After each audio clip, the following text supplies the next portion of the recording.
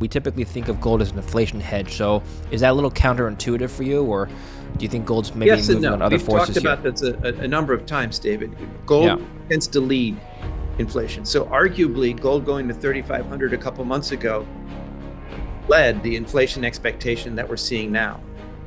So, right, I mean, you know this as well as I. If you correlate CPI and the gold dollar exchange rate, the correlation is terrible. It's not quite negative, but it's almost non-existent.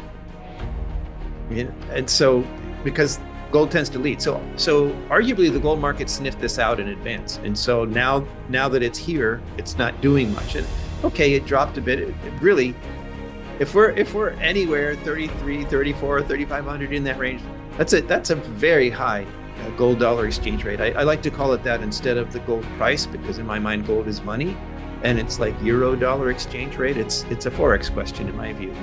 So I see the fluctuation as minor. I think really these days, what's happening geopolitically, the Trump agenda, not even it's all Trump, but the weaponization under Biden before, the weaponization of the dollar and the central banks around the world diversifying their reserves into gold. These are megatrends that are happening right now, very supportive of gold.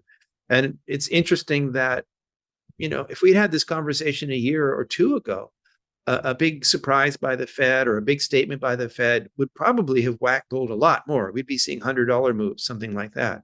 But now it looks to me where we're at, the gold market is so well supported. There's such a strong bid under gold that little fluctuations like this, they just get bought.